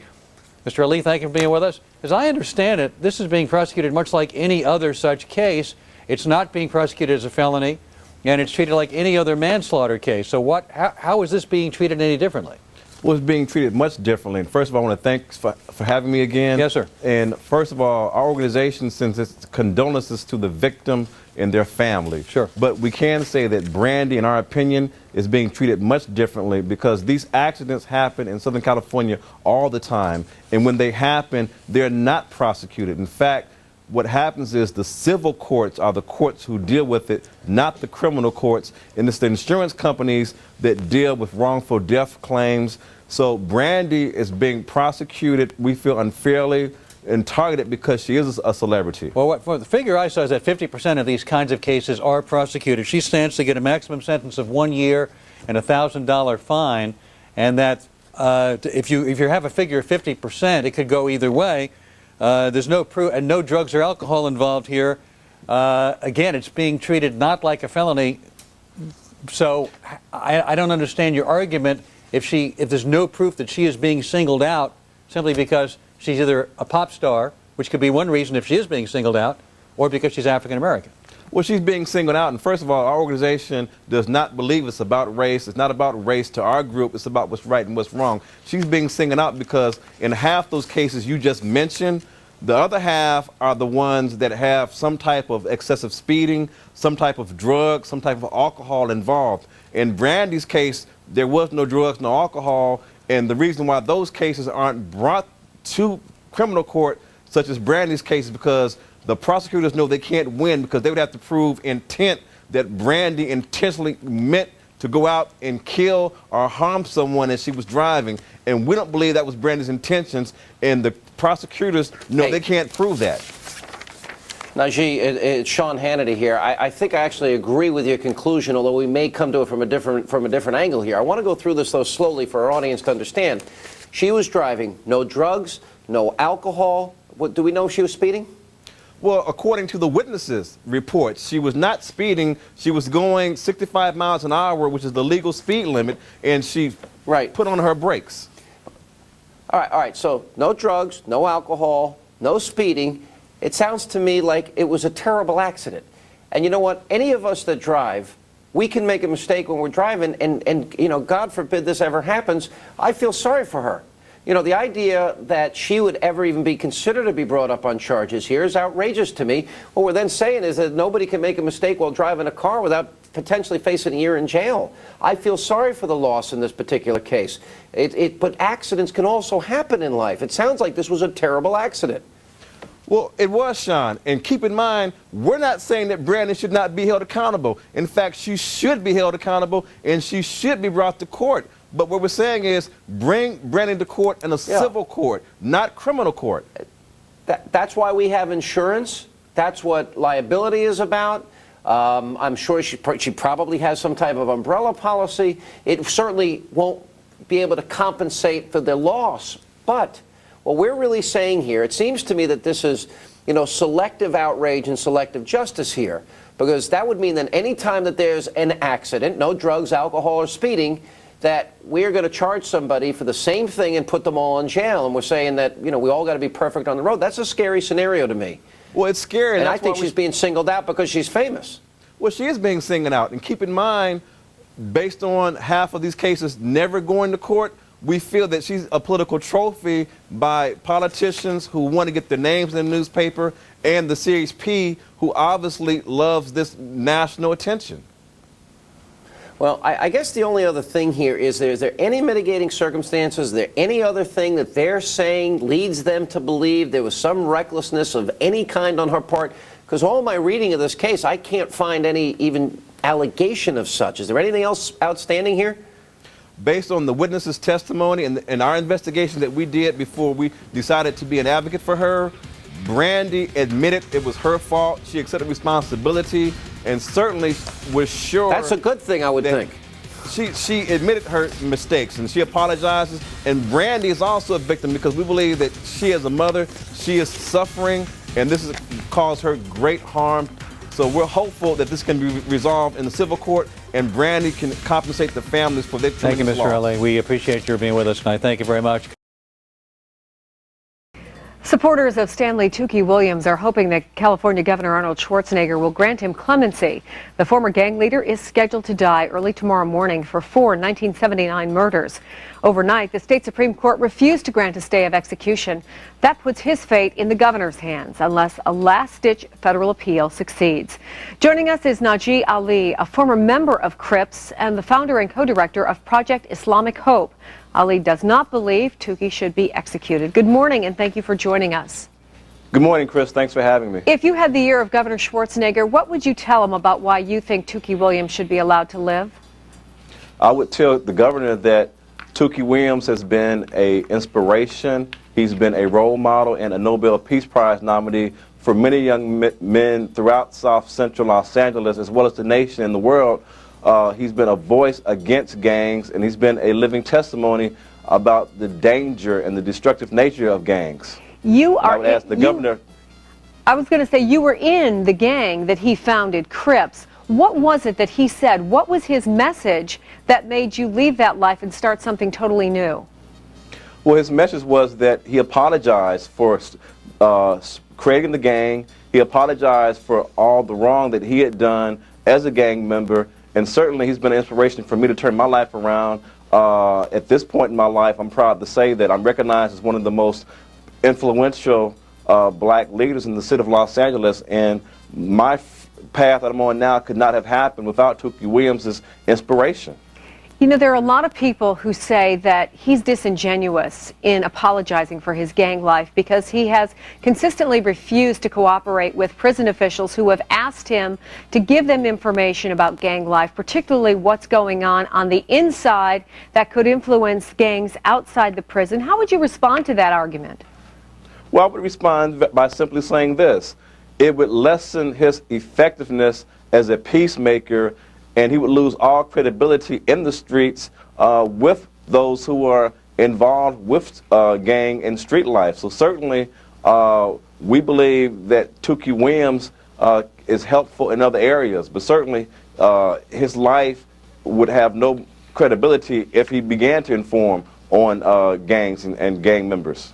I know that you have been part of a large group of people, from movie stars to the NAACP, who have appealed to Governor Schwarzenegger to spare his life. Do you think that that is having an effect, or in fact should have an effect? There are people who have said this is sort of unjust in that not a lot of death row inmates have so many people, particularly high-profile people, advocating for them. Well, what we have always said, and our organization has made it very clear, if Tookie Williams was the founder and grand wizard of the KKK and had murdered 4 white people, we would be opposed. I'm sorry, had he murdered 4 white people, we would be opposed to his execution on death row, no matter what race or the color of people he murdered. So we just oppose the death penalty from the very beginning. We believe it's immoral and it's wrong and unjust. Najee Ali, former member of Crips, but now the founder and co-director of Project Islamic Hope. Thanks very much for being with us. Thank you very much.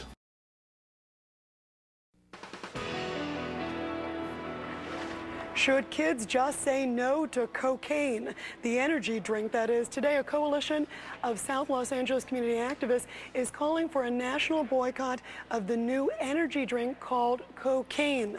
The drink provides a rush similar to the illegal drug, but the active ingredients in the drink are sugar and caffeine. Lots of caffeine. And joining me now is Najee Ali. He's the executive director of Project Islamic Hope and a leader of the cocaine boycott. And with us on the phone is James Kirby. He's the man behind the drink. He's the president of Redux Beverages. Najee, why are you so opposed? This isn't illegal, but you say it's over the line. Why? Well, it's not illegal, but certainly it's immoral, and certainly they should be ashamed of themselves. Cocaine has destroyed a number of lives across America. It has affected everyone from President Bush's family to poor people in South Central. So cocaine has destroyed numerous lives, and certainly it affects impressionable young children, Rita. What do you think the reaction is? I mean, do you think it sends the wrong message, especially to kids who think, okay, it's cool to drink this drink, so what, if I get offered cocaine in a few years, that's okay too? You think it just opens the door? Well, it sends a horrible message to our young people who are very impressionable, and certainly in South Central Los Angeles, where I live and where I work at, cocaine is responsible for many deaths, and it's destroyed many lives, as well as sent many people to prison. And certainly we want to make sure young people in South Central and across the nation know that we're going to fight this drink from coming into our community by any means necessary. You know, let me bring in Jamie, because you created this drink, your company. You know, you must have known that you were going to start just a fire war just by naming it cocaine. Are you surprised at the reaction, Jamie? I'm a little surprised at how much publicity and how much reaction there is. We knew it was going to be a socially conscious subject matter when we released the drink. We didn't expect this level, but it's surprising. You know, how is it socially conscious? You know, because a lot of people just say, why would you name a drink that? There's so many other names out there. Well, for number one, it's a marketing, and number two, kids aren't dumb these days. They understand what these things are. They understand what drugs are. They're confronted with them every day. There's probably over 100 songs you can download off of the internet and iTunes, and the songs are about cocaine. Everything from Eric Clapton to Nirvana to song after song. Vivendi Universal is going to be releasing the Scarface video game in October. It's all about cocaine dealing. It's about violence. It's about abuse to women. So it's already saturated the market in many other areas. We just decided to come out with an energy drink that uses that name, and now we're getting this reaction. Yeah, but where do you draw the line, Jamie? Because you understand that people are outraged, and, you know, where do you draw the line on just from marketing? I mean, don't you feel like maybe I shouldn't do that? We'll find another name. I mean, isn't there something you don't do for a buck? I don't really look at it like that. It brings out discussion of the subject matter. Again, you can't treat young people like they're stupid. You can't hide these things from people. And as far as from the perspective of South Central LA, there are kids in South Central LA that think it's cool to get shot. They think it's cool to go to prison. It makes this, they wear that as a badge of honor. But, you know, come on. And that's why you have adults. I mean, what are you going to do? Call the next one, AK-47? Jamie, come on. Well, no, that would be not the right name for an energy drink anyway. I mean, you have to look. It has as much energy as cocaine, according. Let me bring in Najee, because Najee, please talk to this guy. Come on. I mean, we're outraged. This drink, in the name of it, is socially irresponsible, and we've already contacted other national black leaders, such as Reverend Al Sharpton, the NAACP, and the Korean American Grocers Association, who all agreed that they will support the boycott, so they won't find a market for this drink in South Central LA or any other urban areas. Well, that's my question, Najee. Are you planning on spreading it outside of South Central? What kind of impact do you think you're going to be able to have? We are confident that our boycott will be successful. I spoke to Reverend Sharpton this morning in a conference call, and other national black leaders are chiming in, as well as leaders from other communities, because cocaine has affected not just the black community, but all races and all ethnic groups. All right, guys, thank you. That's going to have to be the last word. Thank you both. We'll be watching to see how it does and seeing how the boycott does too as well. Thank you. And now let's check in again with NBC Weather Post meteorologist Bill Cairns. Bill, is it hot? Is it as hot as my last debate there? No, there's not much topping that. That was a good one, Rita. Hannity and Combs, I'm Pat Halpin, filling in tonight for Alan Combs. Coming up tonight, some Arabs and Israelis aren't just taking sides in the Middle East conflict, they're taking sides in a congressional election. We'll explain. But first, on Tuesday, 2 men were pulled from a van by an angry mob in South Chicago and beaten to death after their van crashed into a crowd. Police now believe that the drivers of the van were drunk at the time of the crash. And late today, police said that they will seek murder charges against 7 people in connection with the assault. But why are the police having a difficult time finding witnesses? Does the fact that the drivers were drunk change anything? Joining us from Chicago is Najee Ali, Executive Director of the civil rights group, Project Islamic Hope. Mr. Ali, thank you very much for being with us. You were part of a prayer vigil I understand, last night, where 50 people came out to call on the community to confess, to bring forward those people who killed those two men who were involved in that accident. How does it feel that only 50 people showed up at a prayer vigil when over 100 stood there watching those two men be beaten to death? Well, it really has caused us a great sense of concern.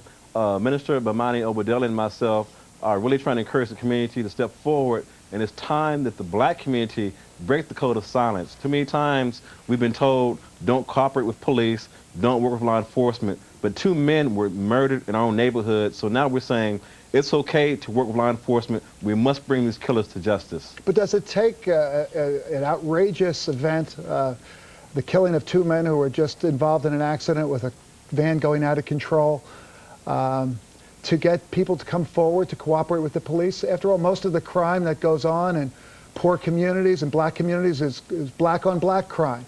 Why does it take an event like this to get leaders like you to stand up to say, we have to do something about crime in our community? Well, you have to look at the historical perspective. The black community has never had a great relationship with the police departments nationwide overall. Between racial profiling as well as police abuse, there's a sense of distrust. So now we're saying, in certain situations, we must work with law enforcement, and it's time to break the code of silence that blacks have with law enforcement. Are people coming forward and now cooperating with the police? Well, we had a few witnesses with some courage and conviction come forward, but we know based on talking to other people that a lot more people saw what happened, and what bothers me is they don't want to come forward. So what we're saying is we must take back our street from these street thugs. So we're sending a message out that don't sleep, don't eat. We're going door to door and house by house, and we're going to help hunt you down. Well, how do people sleep at night knowing that they witnessed and did nothing, the beating to death of a 62-year-old and a 49-year-old who were involved in that accident? Well, actually, I don't know how they do it at all, but what really bothers me is not so much the fact that most people haven't come forward. I am grateful that a few brave people have come forward, and we're going to make sure that we protect them from retribution from these street thugs who should be put in jail for life. Mr. Dolly, welcome to the program. Sean Hannity here. Hey, Sean. I understand there were about 100 people around at the time the beating took place? That's correct, Sean. 100 people watched the brutal mob murder in Chicago. 100 people know who did this, right? That's correct, Sean. All right. Now, I understand mostly about 8 guys were involved, correct? Yes, sir. You know who they are? Have you been told? Have they told you privately, I know who did this, here's who it is, but I'm not going to the cops. They told you? That's true, Sean, and what really bothers me is that we know more people saw what happened, but people don't want to tell on their neighbors or their friends because it's a close-knit community and it's like a family down there. But what I'm saying is these people need to be brought to justice. I agree with you. Serve time. And what you're doing is very courageous. And we had Mr. Abadali on last night, and he is very courageous. You know who's involved. You know who did this. Because people have confided in you, but they're afraid to go forward and tell the police. Isn't that the situation we now find ourselves in? That's the situation, Sean, and what Minister Obadele and myself have decided to do is we'll risk our lives if we have to, but we're going to take back our streets from these street thugs and these gang members, and we're not going to let them hold us hostage in our own communities any longer. Yeah, well, you're a very brave man, and it is sad to think that because you want to get to the truth here, and because you believe in honor and principle and you have dignity, that you fear. Is there fear for your life? Well, is there fear for what's going to happen to you? Actually, Minister Obadele and myself have received threats, and I'm concerned about my family, but I put my faith in God, and I'm not going to let these thugs intimidate me. So if they want to kill me, they'll have to kill me. Do the police know who the 8 are? They know, right? Well, I believe based on my information, witnesses have told the police, and I think the police department is trying to do a thorough investigation before they announce the charges. All right, so they want to charge people, and that's the area where we're at here now, but it's amazing to me that everybody didn't. First of all, you know what's even more amazing? Is that people, I understand, the other guy was, 60-some-odd years old. And senior citizen. Begging for his life, according to reports. and bricks are being slammed into his head, and that of 100 people that were there, nobody stopped him. How does that happen? It's really something that I'm just really ashamed of. These young men had a chance, Sean, to have a defining moment in their life. They had a chance to be heroes if they would have assisted the young women, dialed 911, and helped the men get out the van. Instead, they chose to become murderers. Mr. Ali, stay with us. We're going to continue this debate right after this break. And later, there seems to be a new battleground in the Middle East war.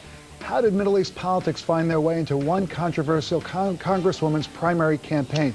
We'll explain that too, so stay with us.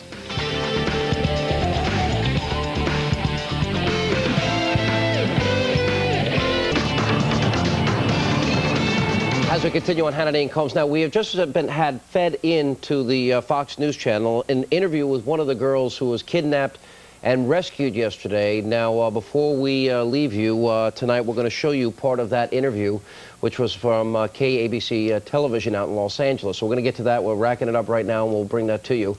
We'll also bring you tonight embattled Congresswoman Cynthia McKinney. Can she win re-election on a pro-Palestinian platform? We'll debate that. Right now, we're continuing with Najee Ali, who is the executive director of the civil rights group project, Islamic Hope. I'm glad you've come out, and I'm glad you're standing strong here. I don't see more people doing what you're doing. And I wonder if it's going to take a scenario where, now that you know the names of the people involved because people are privately telling you exactly what happened, why aren't more people uniting and saying, we're going to name names?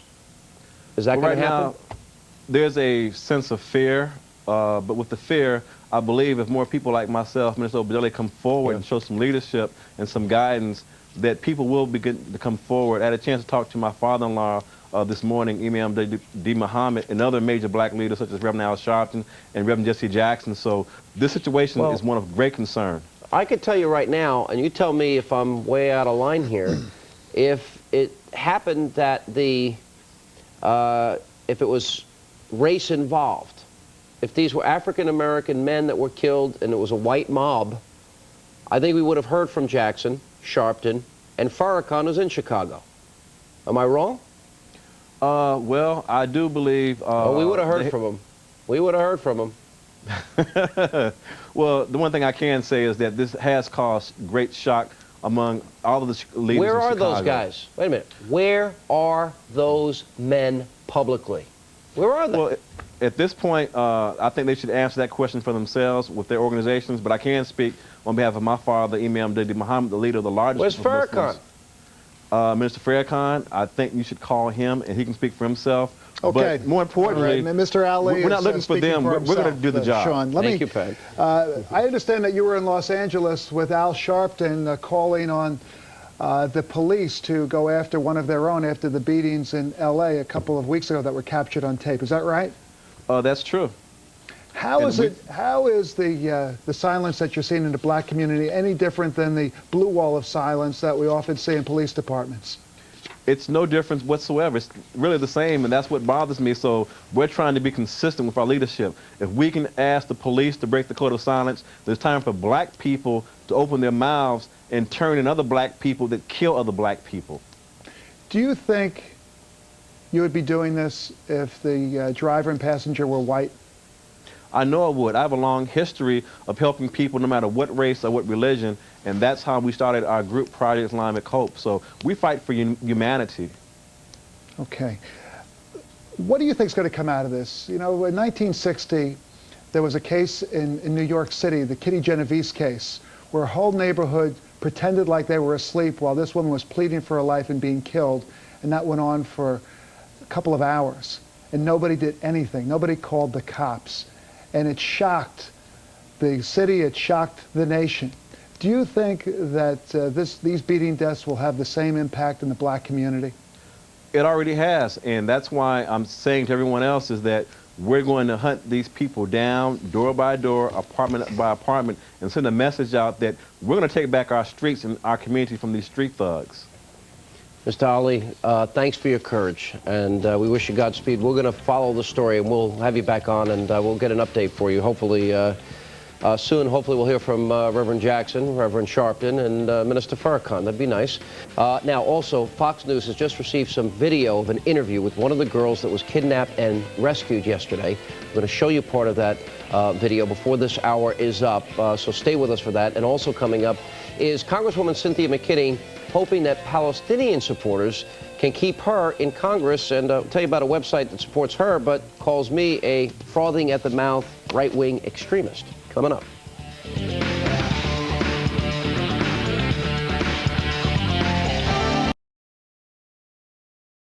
When it comes to voting in Florida, the controversy seems to follow. Florida voted today to automatically restore the civil rights of most ex-convicts, including the right to vote. Najee Ali, a former convicted felon who served 2 years in a California state prison, joins us. Ali is now a community and civil rights activist. I'm also joined by a familiar face, Sheriff Joe Arpaio of Maricopa County, Arizona. Welcome to you both. Good afternoon. And Sheriff, I'll begin with you, sir. All but the most violent felons get to vote in Florida now. Good idea? No. Go back in history, when you commit a crime, it's a crime against society, a crime against your neighborhood, and you can't serve on a jury, you can't possess a weapon, you can't vote, and now we're going to allow these convicted criminals back on the street, which, by the way, 60% are going to go back anyway to vote. I don't think that's right. All right, Najee, Florida, as you know, was one of only 3 states that still prohibited ex-felons from voting. What do you think it was that tipped the scales now? Well, certainly I want to commend the governor of Florida and their leaders for being progressive, and hopefully the rest of the southern states will give their convicted felons the right to vote. Certainly those laws prohibiting those voters not to vote were based on segregation, racism, and the old Jim Crow of the South. So we salute Florida for giving those voters the right to vote. All right, I'm going to further this with you in just a moment. But, Sheriff, I know there was a lot of opposition to this from the Florida Attorney General, citing the Fraternal Order of Police, the Florida Narcotics Officers Association, as well as some others, saying this should not happen. How might this play out in terms of support now for Governor Charlie Crist? Oh, I don't know. I'm not in Florida. I'm in Arizona. I don't know how that will pan out about the politics. I assume this all has to do with politics and nothing about the criminal justice system. But I think it's a bad move, and it should never happen. It's a privilege to vote. People have died for that privilege, and I don't believe this is right. Okay, Najee, I want to ask you to further your thought process. You were just talking about how you believe that this was racially motivated, the argument against allowing felons to vote. How so? Well, just based on the historic nature of our country, many African Americans are the ones who gave their lives, and they were murdered for fighting for blacks to have the right to vote. In the Deep South, many blacks were given death sentences and killed by the KKK if they tried to vote. So the laws in the Deep South reflect the still Jim Crow nature and mentality of Southern leadership in not allowing ex-felons to vote. Sheriff, you know, I guess there's a school of thought that it's almost like dangling a carrot in front of a horse, not to make that analogy necessarily, but if you give people advantages, they've served their time in prison, such as those of yours in Maricopa County in Arizona or elsewhere, you know, they've done their time, it's going to back out into society, and that means in every way possible. Give them something to show that we're going to put some trust in you. Not a good argument for you? No, should we put them on a jury?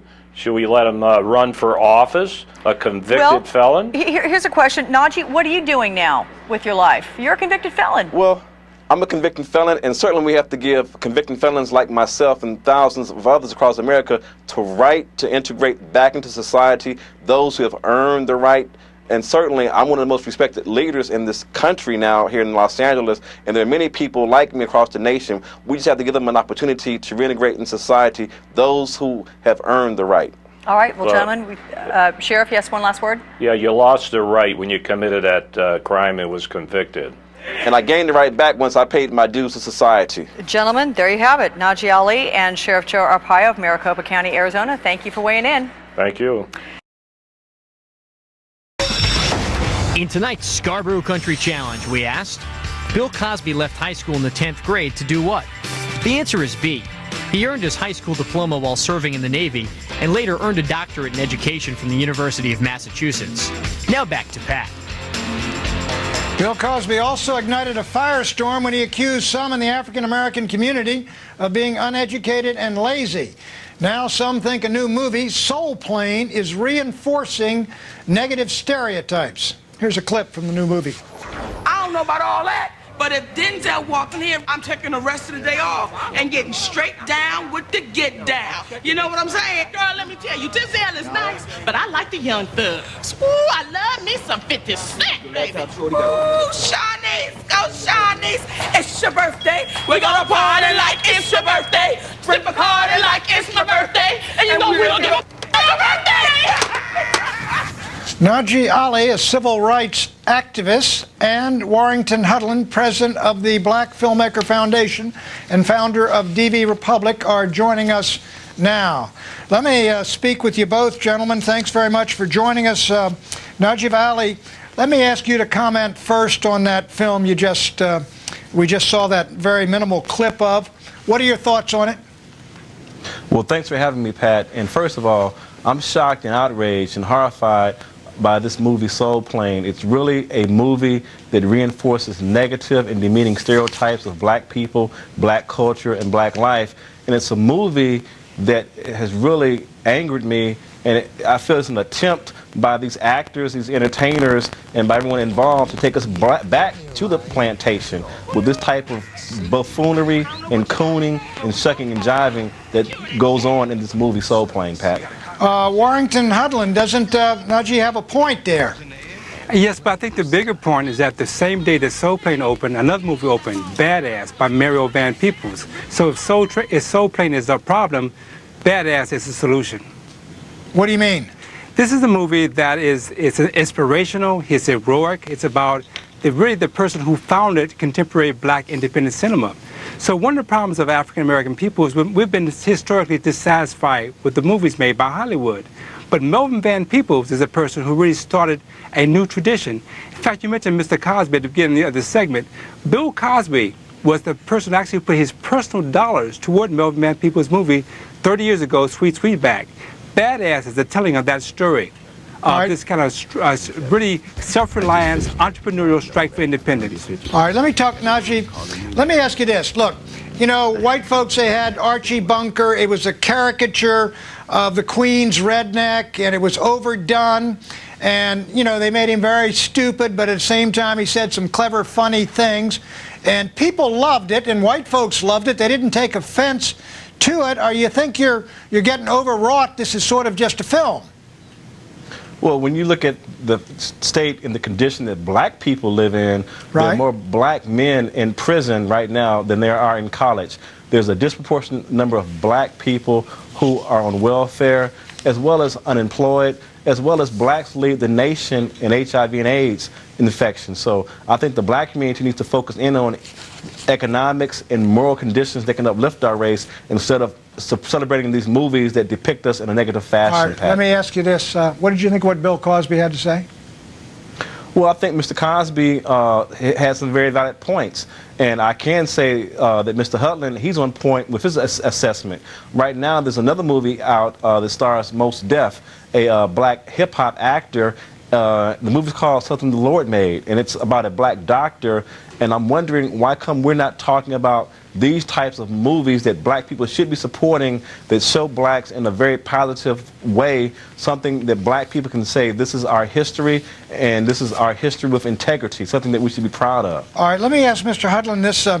I saw Do the Right Thing by Spike Lee, and before I get your opinion, let me just say, I just thought it was a terrific movie as a film and dealing with the social issue that it did, and I mean, it was exceedingly well done and a very powerful and memorable film. What did you all think of that? Well, I think that one thing that's really striking about this situation now is that the black consumer has the power. We don't have access to capital to make our movies, but we have the power to make a movie a hit or a miss. So any movie we don't like, the simple solution to that movie is not support at the box office. And a movie we do like, we support it, and the more movies like that will be made, which is why we got to go out and support Badass. What about Najee, what about Do the Right Thing? What's your feeling? Spike Lee is a genius, and Do the Right Thing is one of the greatest films I've ever seen. But I can say that the black consumer did speak out this week where they overwhelmingly rejected Soul Plane. Soul Plane crashed at the box office, and I think it's important that we do support films that show blacks in a different light, things that we can embrace and support and love. What did you think about, I know Barbershop had some very controversial jokes, I guess, about Dr. King and other civil rights heroes.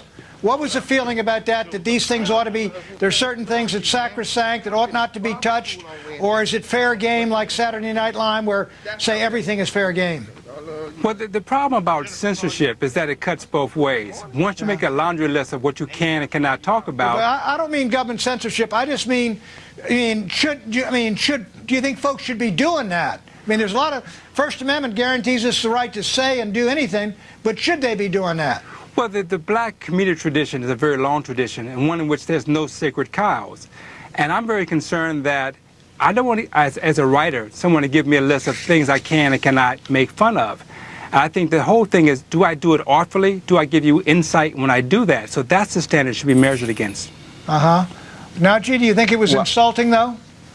Well, I can say this, the black community is not monolithic, and we do have the right to laugh at ourselves.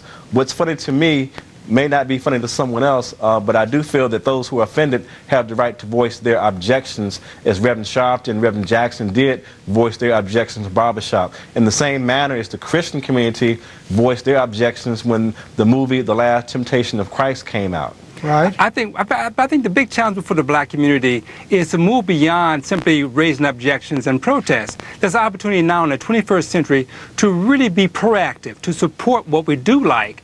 And unfortunately, there's choices in the marketplace now. So I think that the biggest challenge for us now is move beyond protest into advocacy.